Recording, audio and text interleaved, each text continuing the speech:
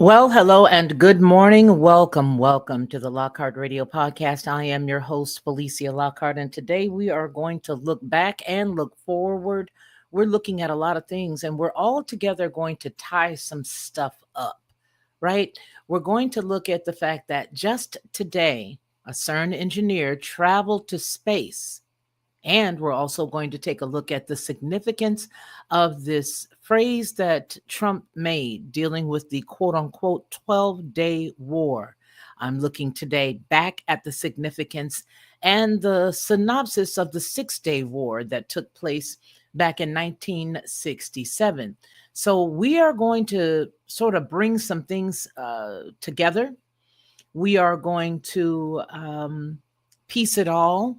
We're going to add it and we're going to talk about it because I believe that nothing happens by accident and that everything is done synergistically as well as together, if you will. So now, I want to thank each and every one of you guys for taking the time to join. I appreciate each and every one of you. So let's just get right into it. And also, I got to let you guys know that we do have our members. Members, I want to welcome all the individuals who will eventually become members. We've changed the members tiers. So if you are interested, please consider becoming a member. It's only $2.99 per month to support the channel. And there are some exceptional perks that you get when you become a member that are very attainable. They're easily attainable. It's not like you got to jump through a hoop. We only have one level now. We had two hoops to jump through before. Now we just have one hoop, just one level. And I like it like that. Anyway, let's get on with it. Hey there, Alan Davis. Where have you been? Good to see you. All right, let's go. All righty. So the 6-day war, let's get everybody together and understanding what that was. A lot of you are very intelligent and probably already know, but there's somebody who's looking that's never heard of it. So let's talk to them.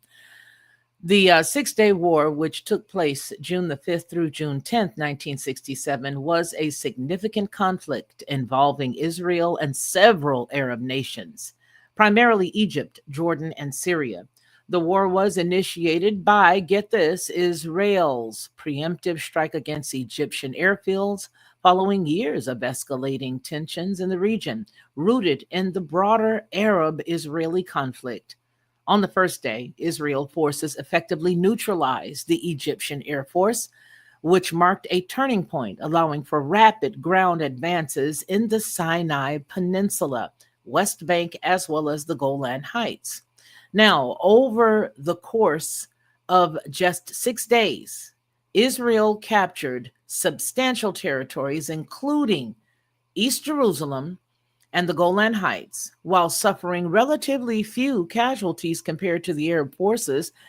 The conflict resulted in significant loss of life, displacement of Palestinian refugees, and enduring impact on regional politics, including the rise of Palestinian nationalism and shifts in Arab alliances.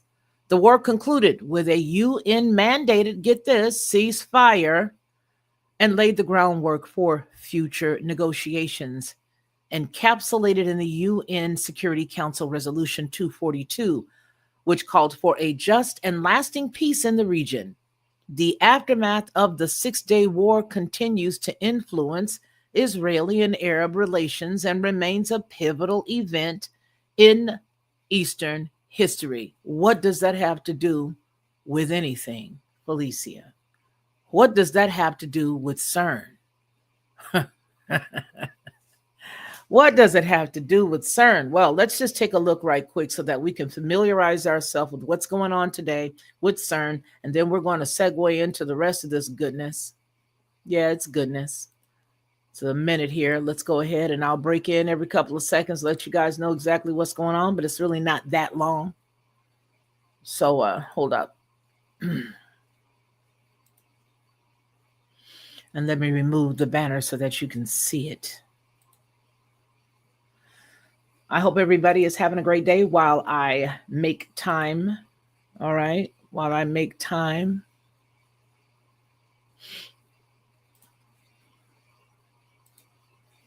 Let's go. This is CERN. Leave us with the next. The viewing party is at the Axiom Mission 4 launch. With refuge, people watching again.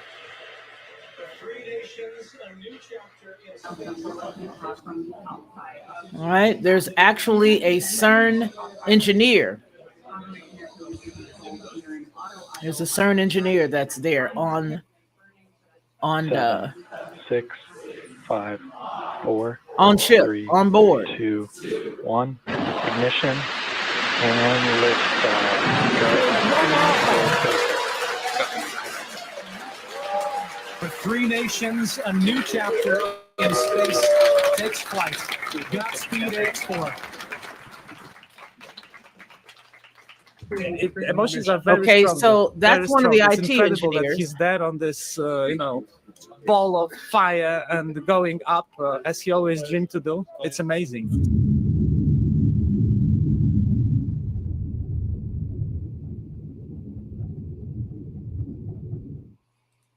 That's very significant. I know a lot of people don't realize it, but that was really very significant. Why was it significant?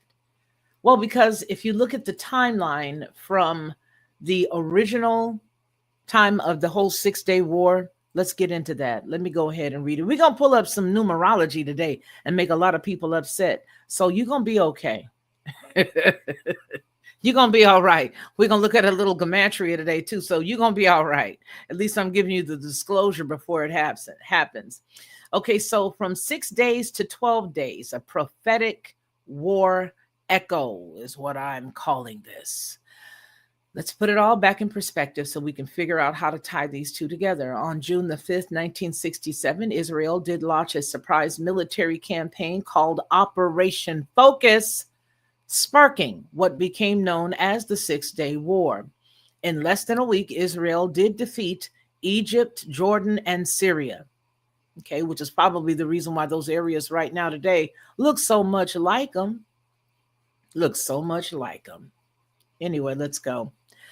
Second most important point is that Israel did gain control of the Sinai Peninsula, the Gaza Strip, the West Bank, as well as East Jerusalem and the Golan Heights, drastically redrawing the map of the quote-unquote Middle East. Now, 58 years later, on June 13th, 2025, a major escalation unfolded between Israel and Iran.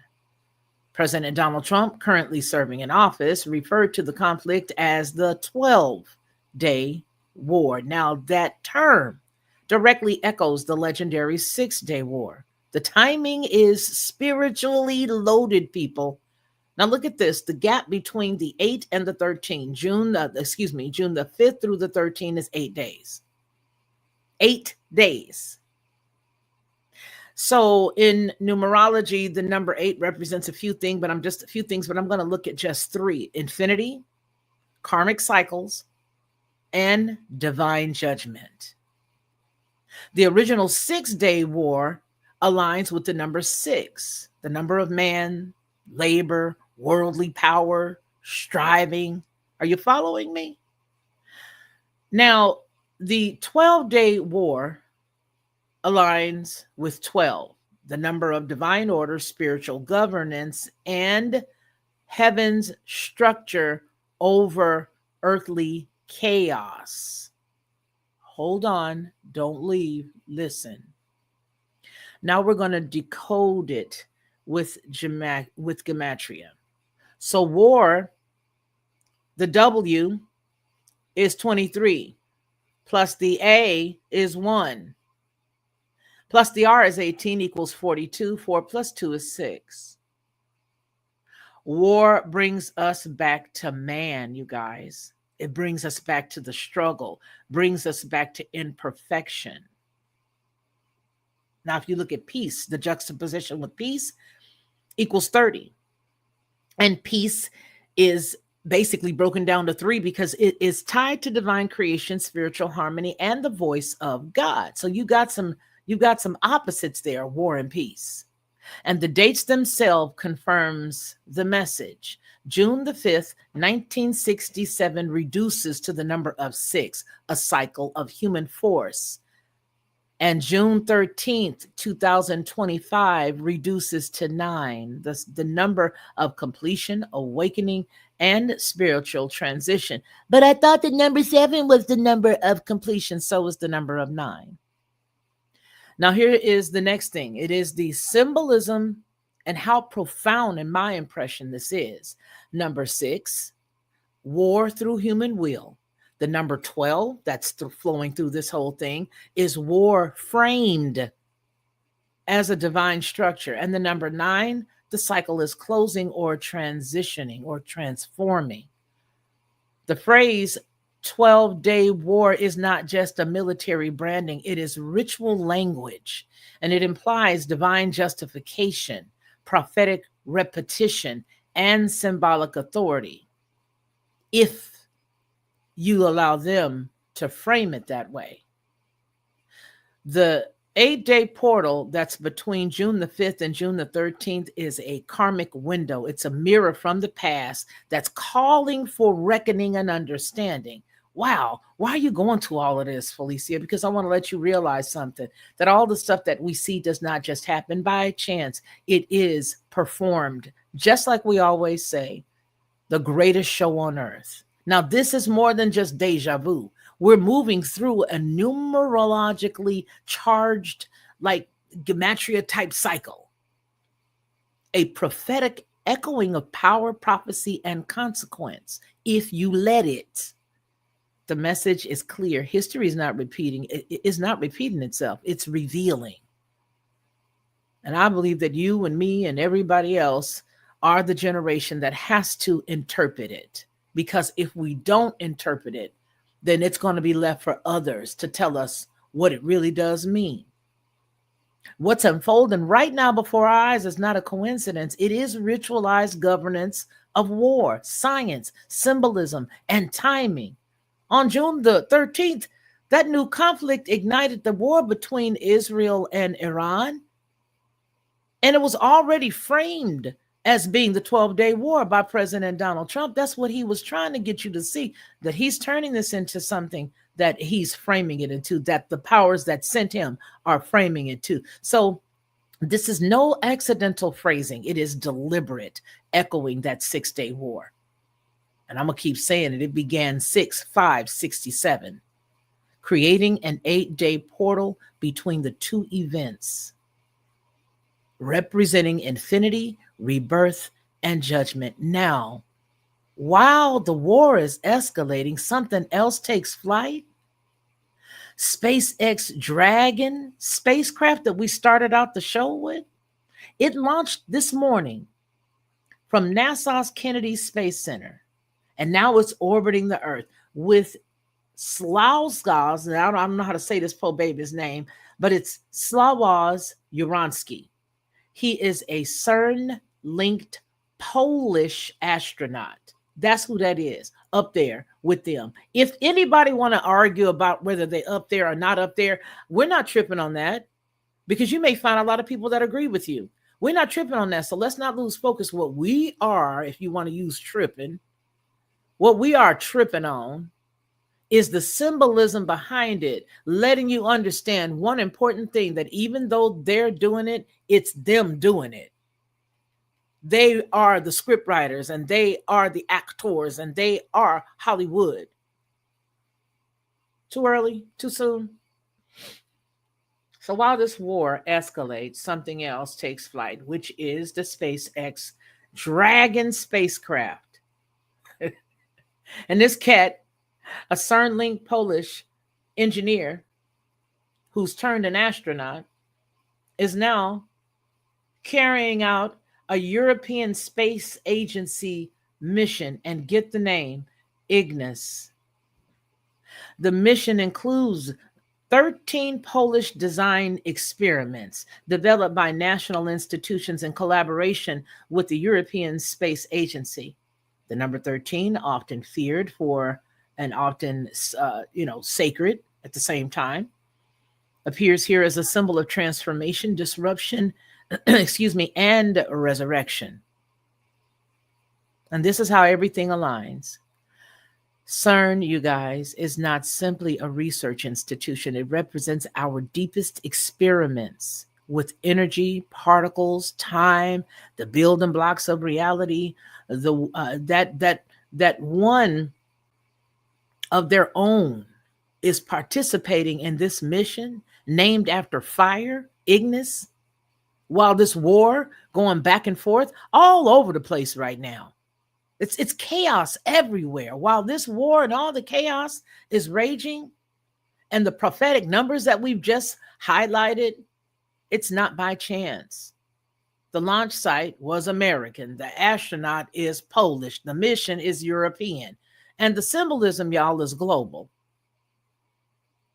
Because this is not just international corporation. This here is a cosmic ritual that's unfolding as the world watches. One war potentially close a cycle from 1967, while another one opens a portal into something unknown.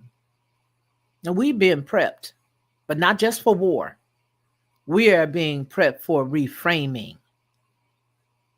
A reframing of the science as people's salvation, as war, as divine judgment. We are being prepped for reframing of global unity through orchestrated crisis.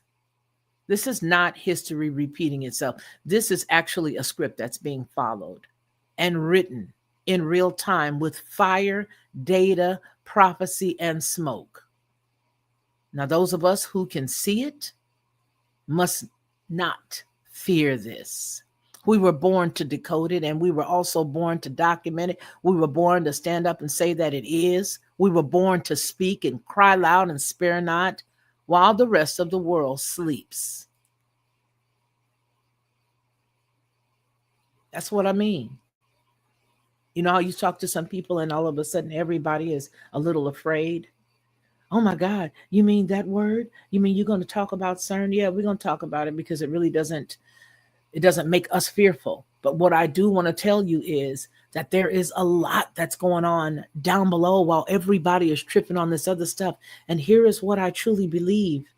I believe that all of this stuff, while we're watching all of this, there is literally a brand new foundation being laid while we're all tripping on this stuff that's already over, from the monetary system that's over to the housing situation that's over. The military, the way that we used to have it, is over. It's all over. And there are things being put in place right now that are replacing it. Trust me when I tell you this. Stay with me for the next few days here, because I've got some more stuff to lay on you guys. And this may not seem heavy to nobody, and that's cool. I don't want it to be heavy, but I want it to be insightful. I want you to be educated. I want you to know where we're coming from. And I want you, most of all, to know exactly what's going on. But don't fear this stuff. Oh, what are they doing?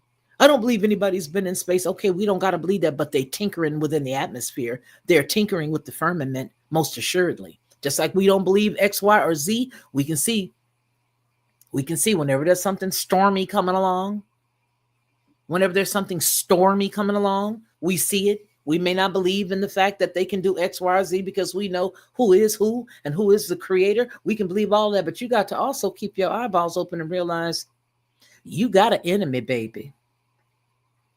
And you need to watch what he's doing. You need to see exactly what's going on and keep your eyes open. That's the reason why you're supposed to be a watchman up on the wall.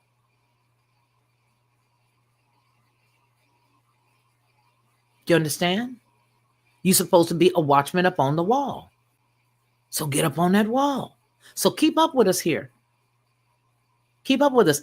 Watch where we're headed. I've got a lot of information. A lot of information. The next time that we talk, we're going to be looking at exactly what they're planning to do with us as a whole, as a future, how we're going to live, what type of circumstance we're going to be living in. Okay? What type of circumstance that we're going to be, what type of circumstance they'd like to see you live in. Here's the deal. Let's look at this. 1,000 years ago, people were talking about what's coming because somebody had been giving them prophetic notification of what's coming. So to them, it was very fearful because they didn't understand it. And usually the unknown is fearful. This podcast, we talk about all kinds of things, but I will tell you one thing that creeps a lot of people out, and that is the unknown, the fear of the unknown. And that goes so many, that covers the gambit. You know, new job, don't know what's going to happen, but you remember the old job and that was comfortable. All right. You going to school. You remember the old school. My mom and dad moved. Got to go to the new school. I don't know exactly what's going to happen. I remember the old school. They had some good and bad, but I was comfortable. I don't know what's going to happen at the next place. Follow what I'm trying to share with you. And that is that every time there's something about to happen, everybody speaks about the fear tactics of the unknown. But if you begin to live every single day, and we say this ad nauseum over here, just live for today. If you just begin to live for today, then you won't have a problem in the world because you're just living for today with the knowledge of love. With just the knowledge of love, baby. You got to have the knowledge of love. And then live in love. Walk in love. Walk in it. And if you're walking in it, you won't have a problem in the world because you're walking in it. All the things that we see right now are meant to keep us confused. It's meant to keep us anxious. It's meant to keep us flowing in a direction of confusion and utter cuckoo birdness.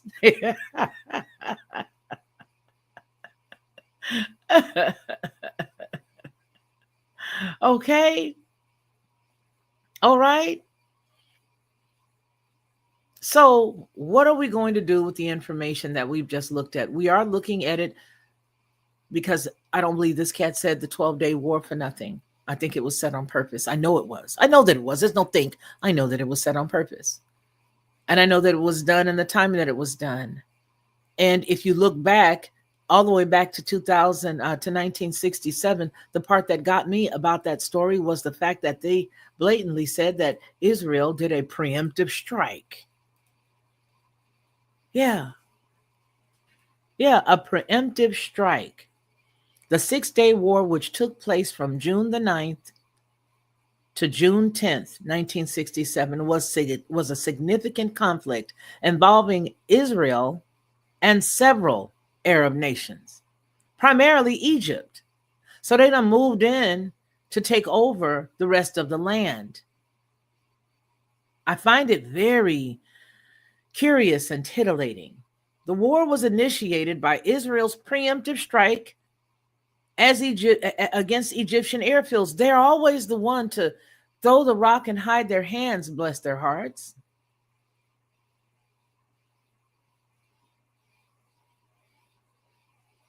Okay?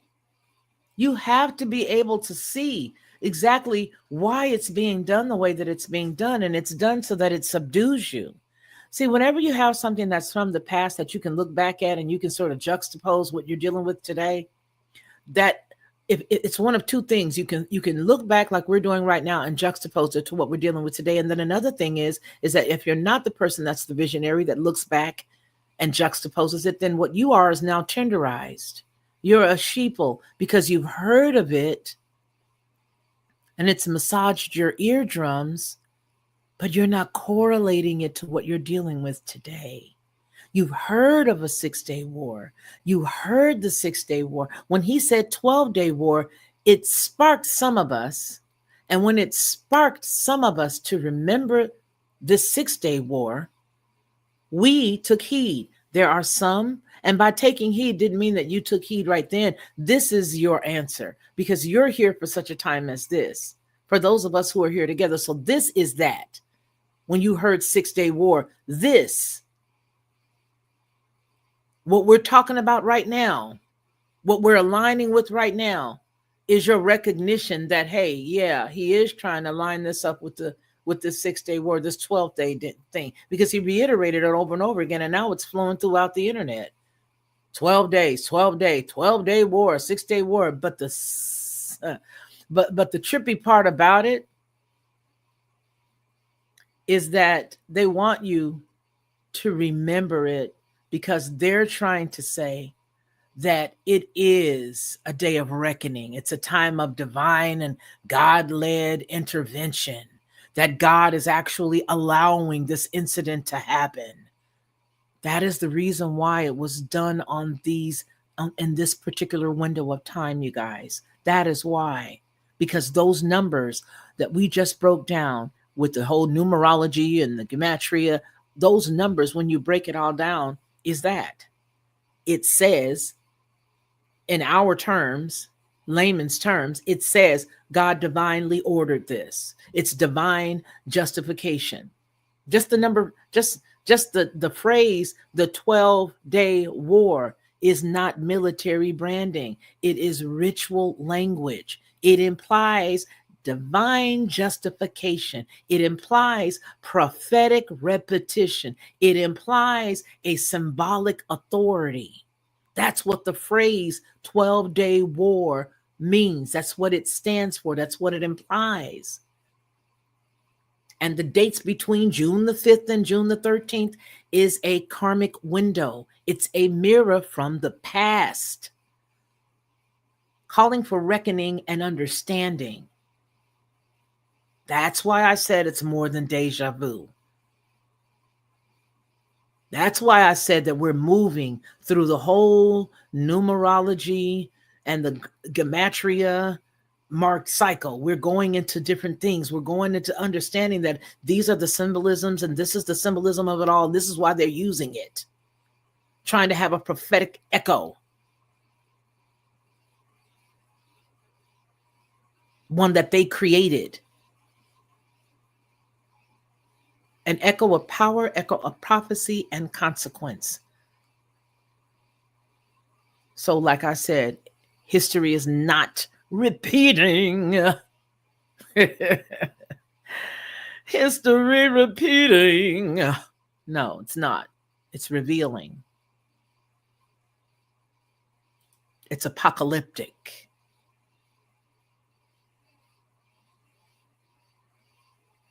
Okay? Okay. So we're not going to be here long. We're about to roll out. Roll out. Roll out. We're about to roll out. But I just wanted to come because I thought to myself, oh, gee whiz, they just took off this morning. But last week I was already looking at something else that they were doing that I didn't even get a chance to bring up yet. But I got to do this because this is imperative, because this is in line with what Homeboy just said. Okay, this is in line with what Trump just said. So I had to bring this first because I hadn't even finished working on the other thing that I think is going to really blow your mind. I really do. See, what they're doing is they are literally creating the new world. See, when they came from Europe to here, this was already, quote unquote, the new world for them. When they came here, this was the new world. Yeah, it was. It was. But there's some stuff that's going on right now that is in line with the whole story that we just put out. There's actually 4 CEOs, not just the 3 that I could fit on the front of that thumbnail, dealing with OpenAI, Meta, and Palantir CEOs becoming lieutenant colonels in the United States Army Reserve. There's a lot going on, baby. And it is all different than what we've seen before. So this stuff that we're dealing with right now is leaving. It is on its way out. It's literally done. They have been trying to flush the toilet of all this stuff. And that stuff's just been floating around. Everything, all the finances, all the banking, all the everything. Everything has just been floating around in circles. Floating around in circles. They don't want to come right out and tell you exactly what's going on because they know a lot of people can't hang with it. I'm here to tell you that's the truth, baby. They don't want to tell everybody what's really going on because they know you can't hang. because you guys are going to all flip out. Some of you are going to be, oh my God, no, this is this and this is that. And then you're going to start talking and dragging religion into conversations that these folks ain't even tripping with. They said, oh, good, you into religion? That's great. We need you to be quote unquote religious, because that'll keep you confused long enough. And we're going to go ahead and keep making these changes, and you're going to stay in your religiosity of things. And while you stand over here in the religiosity of things, we're going to go ahead on and show you where we all going. And if you want to stay around, then you're going to come along. Or if not, you know what? When this here cycle goes down and flushes, you're going to go with it. You need to be aware of exactly what's going on, exactly who you are.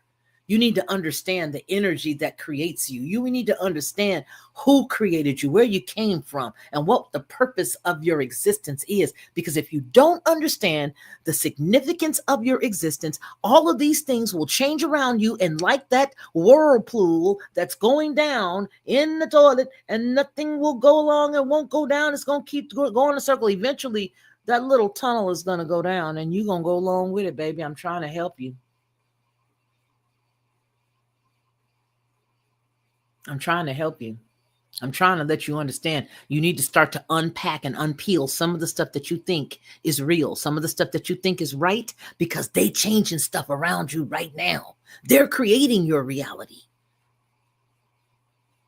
Anytime you get a cat that go back on his word 1,000 times, I don't believe in the president anyway. I don't trust him anyway. I don't even really believe in man. But yet and still, as soon as somebody brings up one person or the other one, you just want to pick a side verbally. So listen to what I'm trying to tell you. This dude just told you that this was a 12-day war. And this dude forgot to tell you that back in June of 1967, there was a 6-day war. 6 times 2 Junes is 12. And what did we just say the 12 was? Do the math. Put it together for what it really honestly is. They tripping with you. They making you believe that everything that is happening because God said so. Most High ain't got nothing to do with none of the stuff that they're fashioning, because they are Hollywood. They are Hollywood. Put your trust in a human being. You're going to get what that human being has for you. Put your trust in the one who created you, the one who knew your name before you came to the party, baby. The one who was there walking you through every dark tunnel pathway. The one who just told you to do what he asks you to do, to keep his commandments. He just said, show love. That's all you got to do, baby. Just show some love. Walk in it. If anybody lives a life that is contrary of love, if anybody teaches a doctrine that's opposite of love, then you got a little bit of an advance on the rest of the people in the class. If you have peeped that out, because you know that they are not of the Creator. They ain't his.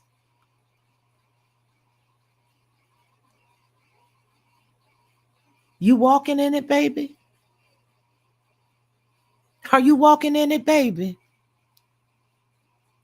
But what if, are you walking in it, baby? But what if are you walking in it, baby?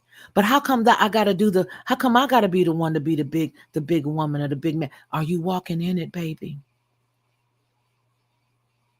Are you walking yet? Or you still on pablum? You still crawling? Are you walking in love? How can you say that you're his, the creator's? How can you say that you belong to him and you are celebrating the very annihilation that clears out a region of man? So the people are evil? They are the very embodiment of evil? Or is it the ones that's, I don't know, cutting up?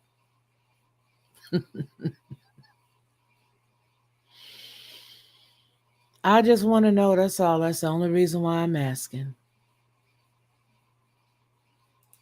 Are you walking in love, baby?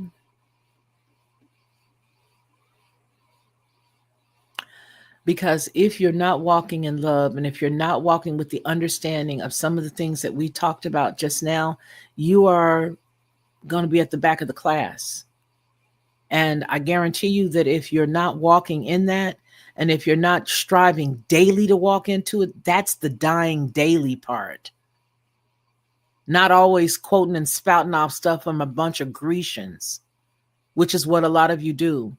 You come drag all that Greek stuff over here. You come drag all of that Greek stuff over there to the Lockhart perspective. And I don't pay much attention to you, but I'm going to put you on notice today. You need to investigate everything Grecian that you are trying to bring over here to me. Break it down. You need to break it down. You need to really open up your eyes, review, read, and see exactly what it is that you're trying to drag to other people. You really do. You need to see if what you believe has a start date, or was it just here, or is it just I am? If it ain't I am and it's got a start date, please don't drag it over here, respectfully. If it has a founder, if it has a start date, if it has a date that it began, if it comes after the beginning of time, don't bring it over here. Because I guarantee you, if you're using that lens to look through life and see exactly what's about to happen, sweetheart, you are going to be left in your own wicked ways. If you drag that stuff on with you, like the Erykah Badu song, Bag Lady, you are going to be left to your own devices. You're literally going to self-destruct. You're going to self-destruct. I promise you will. Don't bring that over here. I'm tired of you guys bringing that over here. If you've not studied that thing out, don't bring that over here. Don't regurgitate no stuff to me. Y'all don't do that to yourselves. Love yourself more. Don't you love yourself more. You deserve so much more than that. You deserve to come out of that box and study. Really, really study. I can't do it for you. You guys know I've come to so many milestones over the past several years of doing this that I realized throughout time that people are going to hold on to those sacred cows that their mama nam, daddy nam, great grandmama nam, great great grandmama nam, the last pastor nam, and all these other people have imparted upon them because it made them feel good. And to be honest with you, what it does is it prevents you from growing. Why? Because it gives you an excuse to be the way you are and to stay the way that you are. It does. It is the sacred cow that prevents you from growing and maturing. And if you do not grow, the master creator will snip you off, because that's what a husband does in the garden. He snips that vine.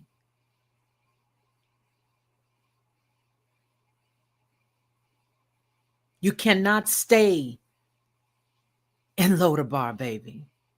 You cannot stay with all that Grecian mindset. I mean, just do the mental math. Do the mental math. Just do the math. How do you go from being one way to then being the follower of your creator's enemy? And he did it so subtly, you don't even realize it. I'll post something and people will start spouting all this stuff from Grecians and spouting all of this stuff from the enemy, and they don't even know it. They don't even realize the terms and words that were litmus tests to see if the spell worked. Some of you guys don't even realize that you're literally spouting off words that were used as a litmus test to see if the spell they put on you worked. Words like morning star.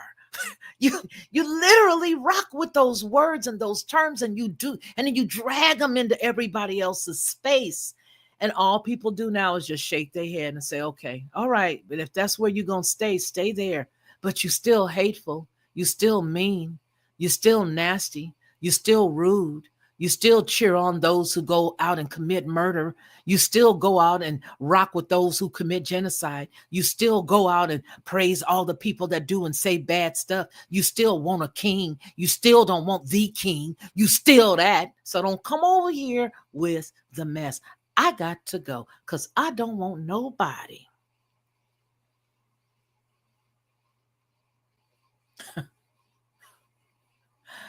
Whoo, baby. Hey, y'all better not. I guess y'all may not want me to take off no more. Whoo.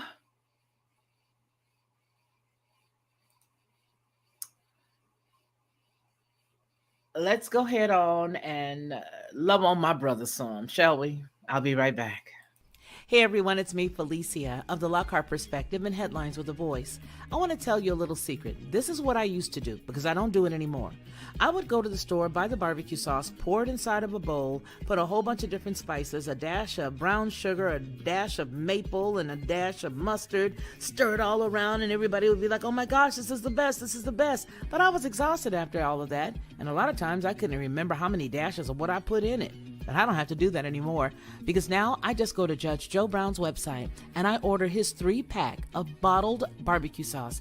It is by far the best, and I do mean the best barbecue sauce I've ever eaten. And when you go to his website and you order his 3-pack, you'll see exactly what I mean.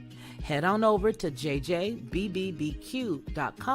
and order Judge Joe Brown's barbecue sauce. You'll be glad you did, and you're going to tell me about it. I know you will. All right, what you see on the screen right now is where we are headed next. So what I'm going to give you guys is a preview of what we'll be dealing with on the next podcast. And I'm doing this on purpose because I want you guys to go and do your own research and quit being woo, woo, woo about everything, right? If we stop, then we'll understand that when we have these types of this type of notification as to what's going on, it does help us walk the type of life that we're supposed to walk. It really does. So once we get into the knowledge of exactly what it is that's going on, what it is that's doing, then what we do is we match our knowledge and our information for our families, our loved ones, and whatnot to what's going on. This is an event that happened last week, and it happened in Geneva, Switzerland. Now, a lot of you may or may not know, but I'll lay it out here just so that you will know. So for those who know, please, sort of chill out with us for a second while I let those who don't know. I love particle physics. I love quantum physics. I love anything dealing with science. I enjoy it. And I do understand why I enjoy it. Because in me, there are things that are happening on a cosmic level. There are things that are happening on a quantum level. There are things, that are happening dealing with time, dealing with all that is. That is why I'm here. I was created to pull these dots together. That's who I am. So when you see me posting something that's in this field, grab it quickly, because there are some prophetic pieces that go along with it, but they're divine prophetic, not this man-made prophecy. What I'm going to do is show you when it is man-made, and what I'm going to do is show you this is in line with this. This is in line with that. That's who I am, and that's my purpose. So let's go ahead right quick. We are going to look at this because it's important to know exactly what the plan is. But I found this gentleman unbelievably refreshing. Okay, he's very well versed on what it was that he does. His name is Professor Carlo Ratti. Now, he was one of the first cats who dealt with all of this stuff before we knew about it and the way that we know about it now. But let me give you this gentleman's description. Frankly, no. Thank you. Okay, I'm going to give you this. I'm going to give you this part because she's going to, is she going to tell us who he is? All right. Yeah, here we go. I'm going to put this nice gal on. She's going to be speaking at the very end. Then we're going to segue into this video that they have. And then we're going to segue into what I rather enjoyed. And that was the explanation of what we're about to see happen. Think the, what is it called? It's the apartment complexes that are like straight flat boxes you guys all know about because we talked about it about a year or so ago. Think inner cities. Think the word herbs. Remember I told you guys a few days ago the word herbs is a word that means urban. That's what herbs, that's the root word for herbs, the Latin word herbs. It's hold on, let's just go. I don't need to set it up anymore because I'll then show my nerdy things, and I want you guys to know that I'm a nerd. So because I don't want you guys to see that side of me, let's just get it.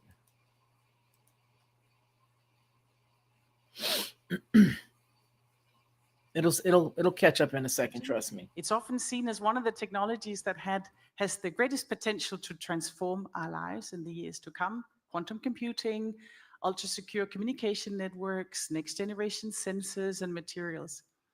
This frontier science may unlock possibilities that were once purely theoretical. So let's together imagine quantum city, but first a bit of theory so that you can also dive into the extraordinary and fascinating properties of the quantum world. Thank you. Technology. It's how we measure progress, not only in what we've built, but in what's become possible. In just a century, the world has changed in ways few could have predicted. At the end of the 1800s, science fiction writers like Jules Verne imagined a future filled with machines, flying cars and moon cannons. For the most part, their world was loud and mechanical, built from materials they understood. So how did we get from steam engines and gears to algorithms and microchips?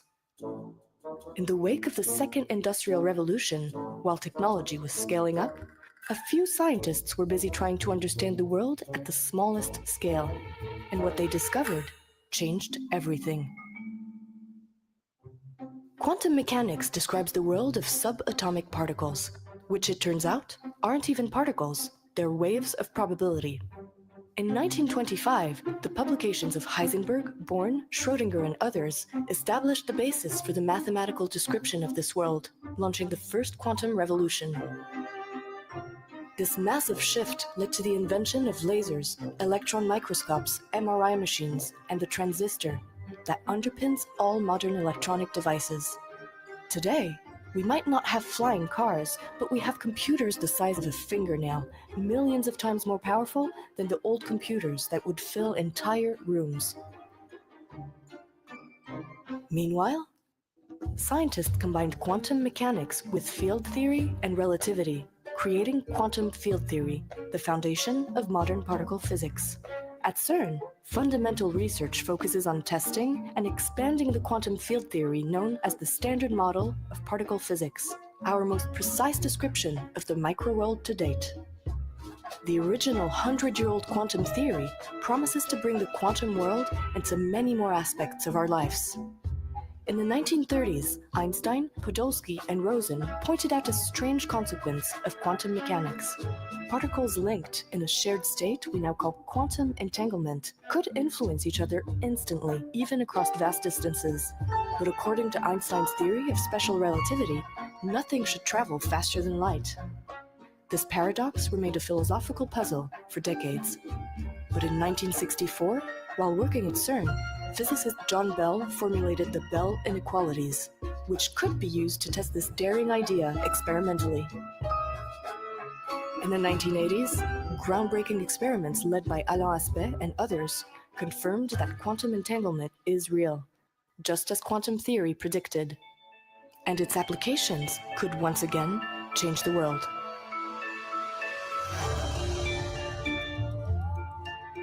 In 2020, CERN launched the Quantum Technology Initiative, to explore the potential advantage that quantum technologies could bring to the high-energy physics research programs. We have now entered the second quantum revolution, one where quantum entanglement isn't just studied, it's engineered.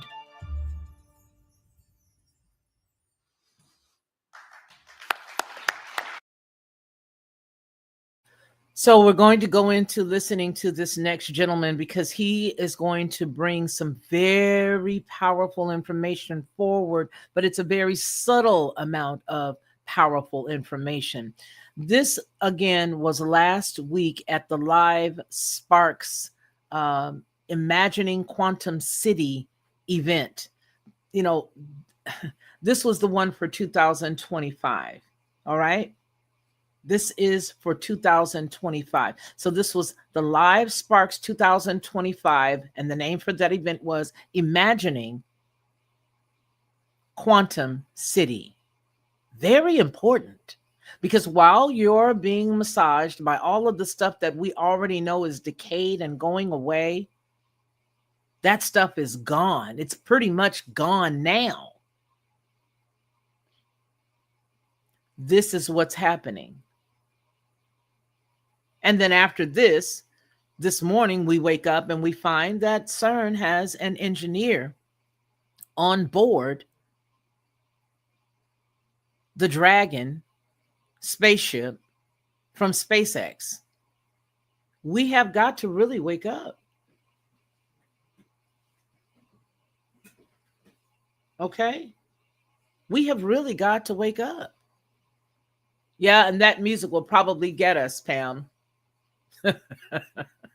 Probably will get us because they allow us to use their work, but the music, I guarantee you, and the voiceover, I guarantee you it's gonna get me. But nonetheless, let's go ahead and listen to this next gentleman's introduction, and we'll move forward from there.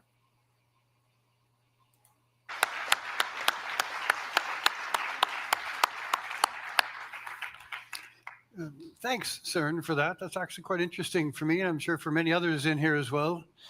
I'm not a physicist at all, so I'm still trying to get my head around quantum, even after working with.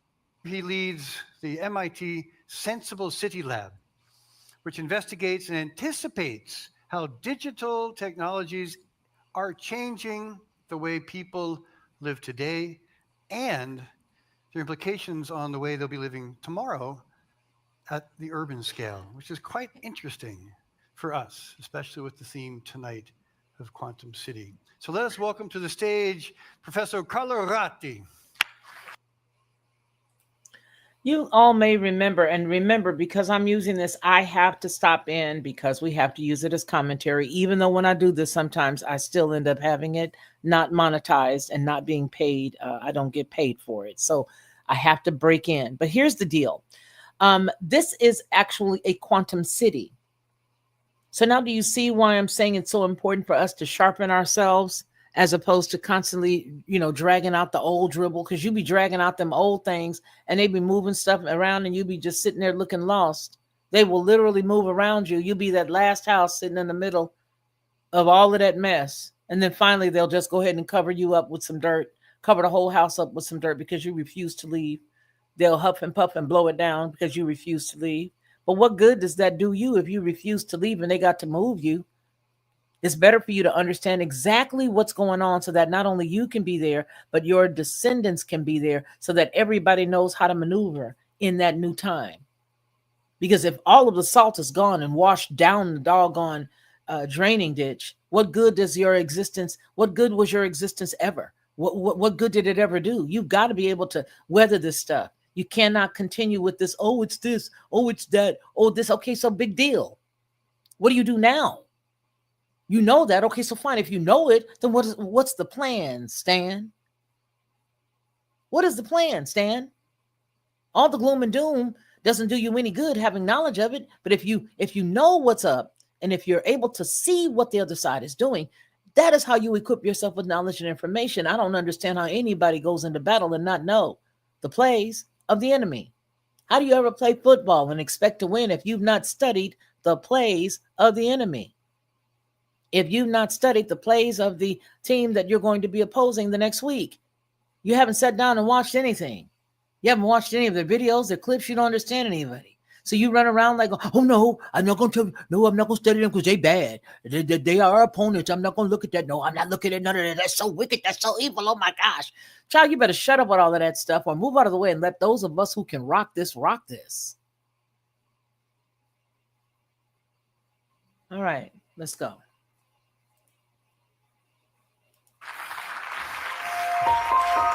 Thank you. Thank you. And good evening, everybody. It's a great pleasure to be back at CERN. A place that's been very special in the past for me, for inspiration. And also this place with the name of Sergio Marconi, with whom I worked and got to know quite well before he passed away. So I wanted to share with you today something about cities, more as an introduction to quantum cities. We're just starting to look at quantum cities, and more people after me will talk more about the potential. So Sensible Cities is the name of our lab. It's at MIT, but also around the world, in Milano, at Polytechnic, in other places. And in order to tell you about cities, I wanted to go back to Roman times. Ancient Romans had two words for cities. One was urbs. Urbs is a physical city, made of stones or bricks, today, or steel or concrete or glass. But also there's a civitas. And a civita is all of us. It's the community of citizens living in the city. Now, the reality is that in the past, we've been able to learn about the physical city, about the urbs very well. This is 1747, Nolli, Giambattista Nolli, the map of Rome that kind of revolutionized urban cartography. But we haven't been able to look at the civitas. But today we're starting to do it. This, you see, this is Lisbon, for instance, mapped like a living organism with all the flows happening there in real time. And so today we can look at not only the Earth, but the civitas at the same time. And the reason for that is actually we see a convergence. It's a convergence that's between the physical space, you see it there. I want you guys to pay attention to something.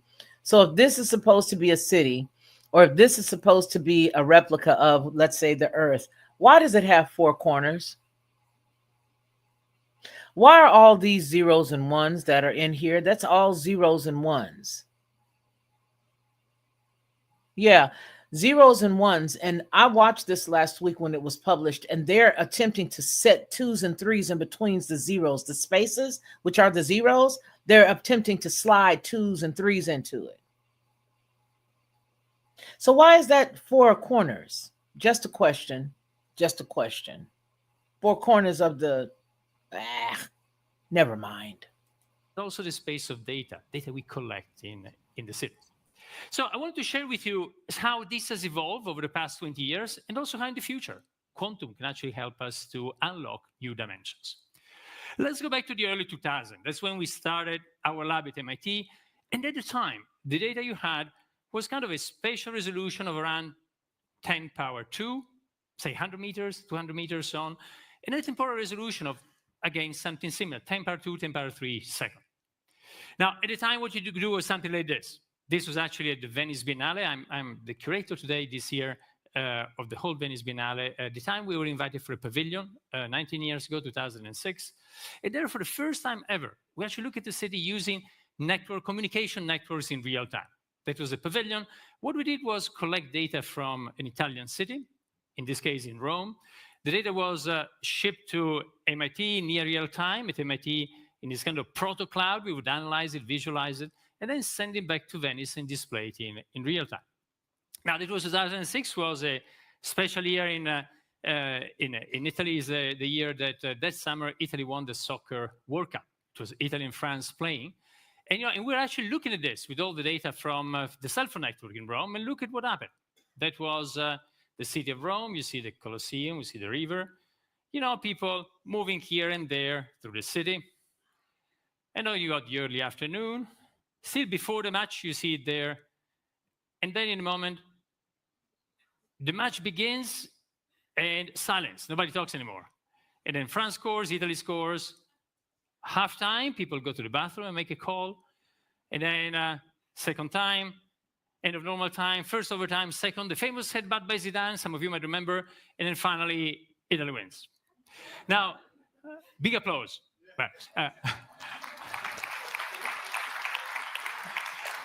But you see here, and then you can see the next day how people are moving. But the key thing here is actually this was the first time the whole chain was actually mapped. And still moving after 1 month or 2 months. Farewell Symphony, sing the appropriate music for this. So this will give you a sense of what you can do then when you get to the level of resolution. And then we get to now, to the 2020s. And then you go. I wanted us to move to this because this is the portion that I found most intriguing while he was actually telling what it is that his division or what it is that he does and how he was able to run this experiment that he's about to describe to us. It's imperative that you listen to this. Very, very important. So here we go. Listen to this. Spatial resolution is kind of 1 meter. Temporal resolution is 1 hertz. The frequency is 1 hertz, 1 second. And then you can do other things. Let me give you an example. We started looking at stability of infrastructure. That's a bridge, a famous bridge actually from the 20th century that collapsed in Southern Europe a few years ago. And the reason it's collapsed is that it wasn't monitored. There's other examples. This bridge didn't collapse. It's a bridge next to MIT. It's called Longfellow Bridge. I would walk on the bridge a couple times a day. The MIT campus starts to the left. That's the Charles River. But actually, that bridge, it was at one point they discovered it was about to collapse. And then it had to be rebuilt at a huge cost, the financial cost, but also cost to the city. Connections from one side to the other, from Boston to Cambridge, were interrupted. Sorry, from Boston to Cambridge, were interrupted. Only one way you could go for a number of years. And the reason for that is that today, when you are monitor a bridge, usually do it either with a sensor you see there to the left, or by sending people for inspections. And when you combine the two, the cost is significant. You can spend $500,000 per bridge per year, and we'll never be able to monitor all the bridges in the country. So our idea was, well, what you're getting when you're doing that, you're actually looking at vibrations of the bridge. But guess what? Today you got so many things to monitor vibrations. Our cell phones, our smartphones have accelerometers, gyroscopes. You see 3 smartphones. You see also see a professional accelerometer there in orange. And so we decided, what about if we could use data from this in order to monitor infrastructure? And we decided to start from this bridge. You all know this bridge. What is it? Yes, the Golden Gate. And the reason is that you got a perfect ground truth. What you collect can be tested against a lot of data that's being collected, because the Golden Gate has been monitored. It is monitored in a very, very sophisticated way. I want you guys to listen to this because I found this piece really important. He actually is showing you how they mapped and figured out a way to test if the bridge was safe or not, if there had any shifting, if there was any, dangerous areas, if one portion had more vibration in one area than the other, and what caused it. This I found so intriguing, and how they did it I found even more intriguing. So let's listen to this. So we took our car with our sensor and started going across the Golden Gate, back and forth, monitor all the data. After 100 times, the San Francisco police got a bit suspicious. But still, by the time we had collected all the data we needed, which is this, and then we analyzed it. It turns out, actually, we're doing quite a lot of research on this, that actually with the data from our smartphones, the second paper we have is using data from apps, an app like the Uber app, then you can actually get information about stability of the infrastructure. So that opens the way to being able to monitor, say, all of the infrastructure in Switzerland or in the whole country. Okay, so did you see what he just said? They were literally using cell phones to monitor when they put everybody in their vehicle. They were using the cell phone information to monitor the actual bridge. Huh? So, and this guy's the old school dude. He's been doing this since the 80s and 90s or whatnot. He's been into the quantum field for a long time. So he's mapping it with his team, and they're driving over the Golden Gate Bridge just repeatedly, going back and forth, back and forth, back and forth. What I found funny about this was the fact that we have lost so many bridges recently. And what he's also saying here, which you may not be able to understand because of his accent, is, and I guess maybe I'll go ahead and turn it to where you can read the words. But here's the thing that I thought was important. This cat said that they can now monitor everything that goes across that. So when I saw all of those other bridges collapse, I said, maybe this is the reason why they're rebuilding them. They're crashing in our minds, but they have to rebuild them so that they can take all of this data, put them back inside together, and now they know exactly who went over, not just the cameras, baby. I'm talking about the physical movement. Let me go ahead and give this to y'all. Hold on. Or the United States, just by using data that we collect through our smartphones. And that's when you get to that resolution, those are the things you can do. There's other things you can do. This is a paper from just a few weeks ago, and we actually looked at something else. It's optic fiber in our cities, in this case in San Diego. And it turns out you can take optic fiber and repurpose it like a sensor, like a microphone distributed over a line that allows you to do the same as geophysics, what people do in geophysics, looking at waves that go there. Now, instead of geophysics, where you usually produce a wave and you see how it propagates, here you measure the wave, and what you can do is the opposite. Look at what generated it. And so you get beautiful information that you see here from just this fiber about trucks passing, about traffic, about things that happen in the city to very, very high resolution. You can even see, all the waves produced because there's a break at school, or so it becomes a way of how we can get information about, in this case, all anonymized information about the activities that goes into the city. And that's a paper just came out a few weeks ago. So I'll start to wrap up here about say what next, and open the way to the next conversation. Well, the point is that we're getting even more high res. I'll give you a few examples. In this project, this is a favelas in South America. It's actually Rocinha, the biggest favelas in Latin America. And here we started collecting data with LiDAR. With LiDAR, you collect hundreds of thousands of data and every second. So the amount of data resolution and precision is just a few millimeters. In this case, actually, this is to understand it better, to understand the stability. A problem with favelas is sometimes you got landslides. Another problem is about people don't have property titles, so the mayor committed, saying, well, if you can describe the space in a precise way, we can give property title to people, so they will be like proper citizens, not like squatters as they are today. And so I'll show you just an example. This is from another city, it's from actually Amsterdam. I see the LiDAR data, how much richness you can get. So this is actually the canal in Amsterdam. We're using this for a number of reasons, to monitor the city, but also to run self-driving boats in Amsterdam.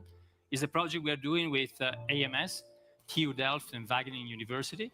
What I'm going to do is allow this to go, since we do have the subtitles there, because I don't want to get hit with this music. So I'm going to hit the mute, but hopefully if I make it larger, you guys can really get an eye full of it. Hold on.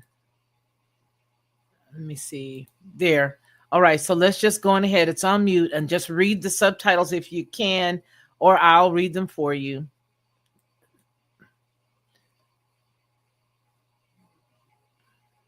No, every second you've got 300,000 data points accuracy for a few millimeters. That's by the new way. That's how the bots usually see the city. Wow. Let me slow it down, you guys.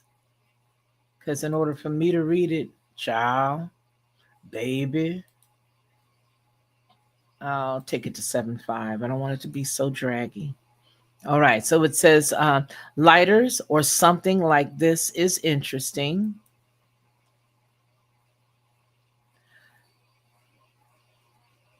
And also, you can collect data over time. You can look at the stability of key walls. It's a big problem in Amsterdam. So you get this kind of very accurate description of the city, much beyond that of what we saw at the beginning. Remember, a beautiful map of Rome by, and we're just starting looking at also quantum. This, I think he's back off of the music. Okay, so he's not showing you that.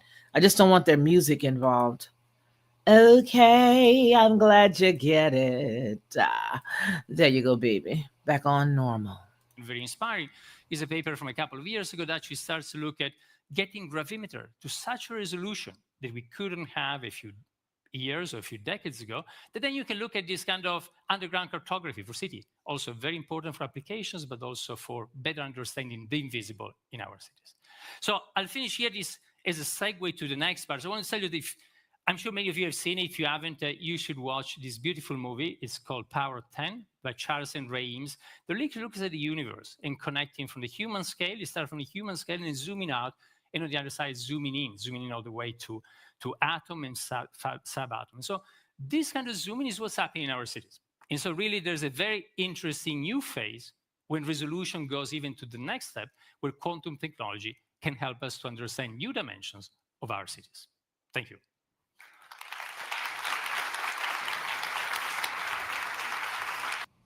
Okay, and so that is why I thought it was intriguing, because it goes right in line with all of the stuff that we were talking about, those big apartment buildings in the urban areas, and how they'll just have everything you need in this one long, like, city connected for miles. The one in Japan, is it Japan?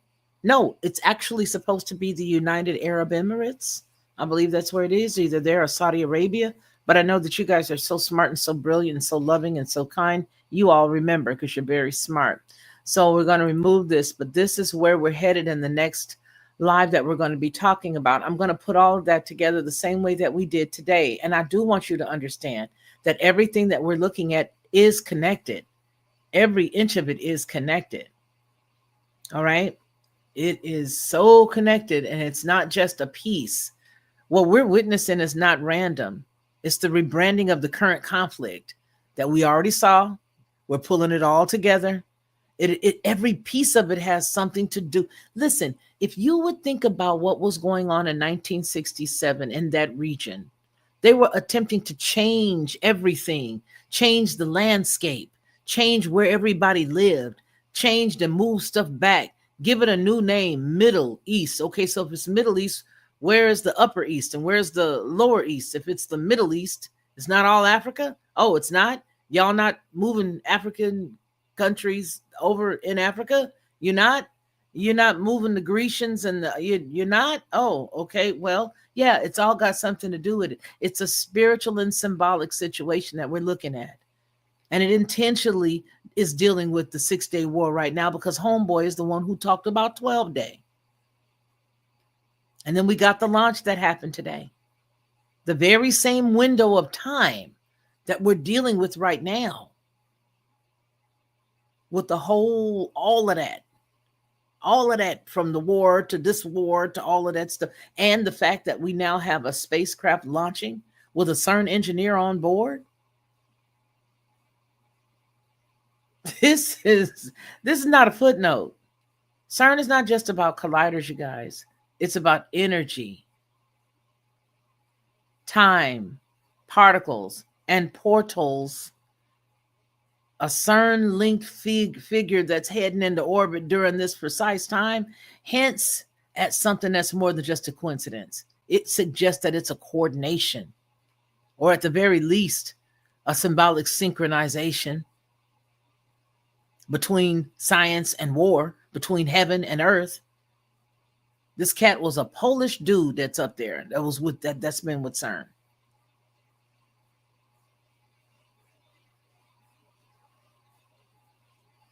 Poland has long been a gateway between the East, and the West. And there is a lot of centuries-long religious conflict and mysticism, and it just holds all kinds of stuff. The political upheaval, with all of that, East and West, especially as it relates to them. Yeah, it's role right now, having him go up there is quietly sending a payload of personnel into orbit during a prophetically coded war, and we cannot ignore this. And in the middle of all of it is that number 8, the infinite loop, the karmic reckoning, the reset gate. The reset gate. It sits between June 5 and June 13, like a spiritual bridge. And what did we just look at? It's judgment. It's realignment. It's like the invisible countdown. Yeah. So we're being conditioned spiritually, psychologically, symbolically to accept the new structure of control. Now, whether that comes through war or technology or through some cosmic revelation, the ground that's being laid right now, the groundwork is all being laid right now. Yeah. Those of us who see the pattern, we again are not going to panic. We just going to testify. We here to document it all. Because whatever it is, it's not just history, it's a script. And it is still unfolding. So, I appreciate each and every one of you for hanging out with us for the past hour and 15 minutes for us to go on ahead and put all this together. I appreciate y'all. I thank you so very much. Thank you. Thank you. Again, if you would like to support the efforts of this channel, please do. You can do it a couple of ways. You can do it by giving a thumbs up. You can do it by sharing. You can do it by giving a comment, a thumbs up, and sharing it. If you want to bless monetarily or buy me a cup of coffee, you can send a few bucks to Cash App. There's the Cash App tag down below, $ Lockhart Perspective. If you want to do a little more than that, maybe you want to buy me a fish sandwich, you can go over to PayPal. You can do it however you want to do it. I appreciate whatever you do. I love all of y'all. And I thank you so very much for hanging out with us today, for allowing me to show you my brain and the way that it works and all of the stuff that I study on my own, that I get a little shy sometimes to bring to people because I don't really know how folks will digest it. But right now the gloves are off. Right? They have to be. They got to be, y'all. We got to be able to read through all this stuff, sift through everything. We've got to be able to sift through it all, right? And we got to be able to connect the dots.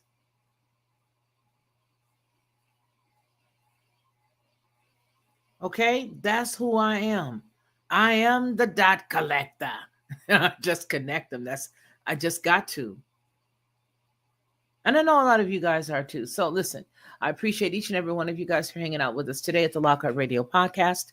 Please, please, please remember to share this out. Don't forget, if you'd like to come back and support again, you can also go back after we're done posting this and put your comments down so that they can be stamped in history right there inside of the regular chat, right there inside of the regular comments area, I should say. And if you don't mind telling a friend about the channel, we are attempting to push the channel back up. We have lost a lot of folks. A lot of people don't even really get our notifications. And then me being gone as long as I was sort of made us fall out of the algorithm. So you are a great part of that.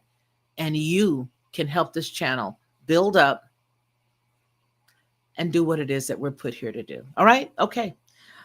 You guys take care and enjoy the rest of your day. But before you do, remember you're coming into the 4th of July. And I know, and you know, baby, that y'all need some Barbara Crew. You need some Barbara Crew. Here you go. I love you guys. Peace. Hey everyone, it's me, Felicia, of the Lockhart Perspective and Headlines with a Voice. I want to tell you a little secret. This is what I used to do because I don't do it anymore. I would go to the store, buy the barbecue sauce, pour it inside of a bowl, put a whole bunch of different spices, a dash of brown sugar, a dash of maple, and a dash of mustard, stir it all around, and everybody would be like, oh my gosh, this is the best, this is the best. But I was exhausted after all of that, and a lot of times I couldn't remember how many dashes of what I put in it. But I don't have to do that anymore because now I just go to Judge Joe Brown's website and I order his 3-pack of bottled barbecue sauce. It is by far the best, and I do mean the best barbecue sauce I've ever eaten. And when you go to his website and you order his 3-pack, you'll see exactly what I mean. Head on over to jjbbbbq.com and order Judge Joe Brown's barbecue sauce. You'll be glad you did, and you're going to tell me about it. I know you will. Lockhart Perspective.